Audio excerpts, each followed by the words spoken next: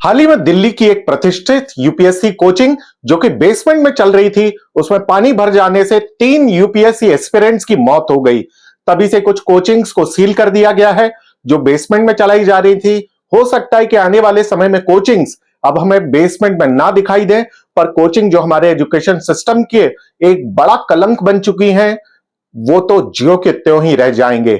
आज जिस तरह के न्यूज चैनल और न्यूज पोर्टल दिल्ली के छात्रों की सबसे गौर समस्या को हवा बनाकर दिखा रहे हैं, कोई बता रहा है कि कोचिंग और लाइब्रेरी दोनों बेसमेंट में चल रहे हैं और कोई कह रहा है कि स्टूडेंट्स के रूम जो है वो बहुत महंगे हैं। पर इन सभी स्टूडेंट्स के लिए सबसे बड़ी समस्या है वो है हमारा एजुकेशन सिस्टम, जिसमें आज कोचिंग्स एक बड़ी भूमिका निभाते हैं।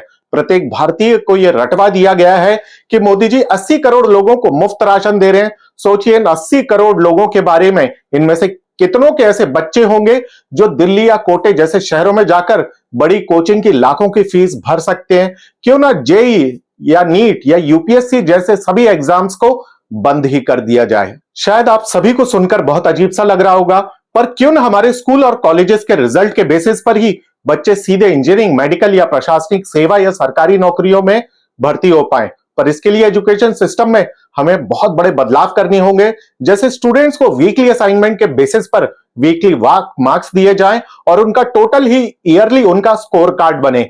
कुछ चेंज सब्जेक्ट्स में भी करने होंगे, जैसे स्पोर्ट्स कॉलेज लेवल तक एक कंपलसरी सब्जेक्ट होना ही चाहिए।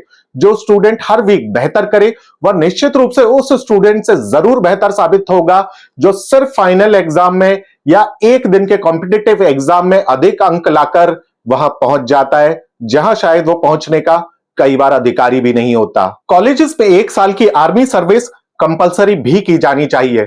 चौंकिए मत, यकीन मानिए आर्मी में सिर्फ सीमा पर खड़े होकर गोली चलाना ही एकमात्र काम नहीं होता।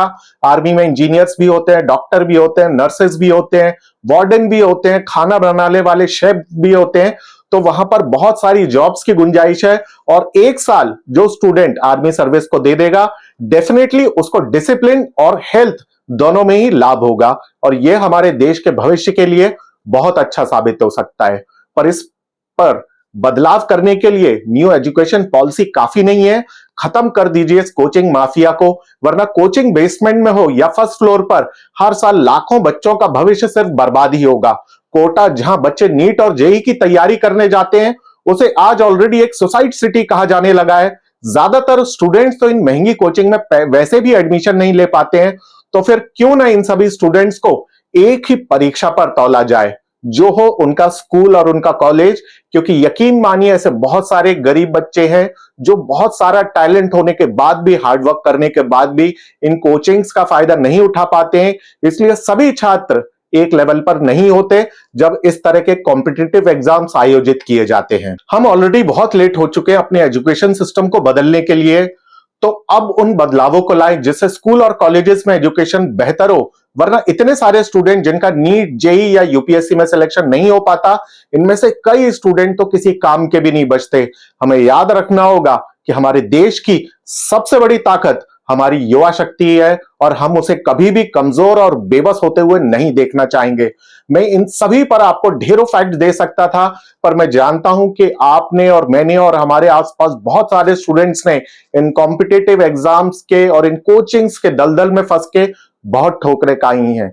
अब शायद समय आ चुका है कि भारत सरकार हमारे एजुकेशन सिस्टम में बड़े बदलाव करे, जिससे हमारे आने वाला यूथ ज्यादा स्किलफुल हो सके। जब सरकार इतने सारे बड़े बड़े बदलाव करने की हिम्मत रखती है, तो क्यों नहीं इन कोचिंग माफिया को ही खत्म कर देती। बस आपसे मैं यहीं विदा लूंगा। मैं हूं आपका होस्ट रजत सिंह। आपके अपने चैनल शोर के लिए अपने विचार हमें कमेंट करके जरूर बताएं, क्योंकि आपका फीडबैक हमारे लिए बहुत जरूरी है। धन्यवाद।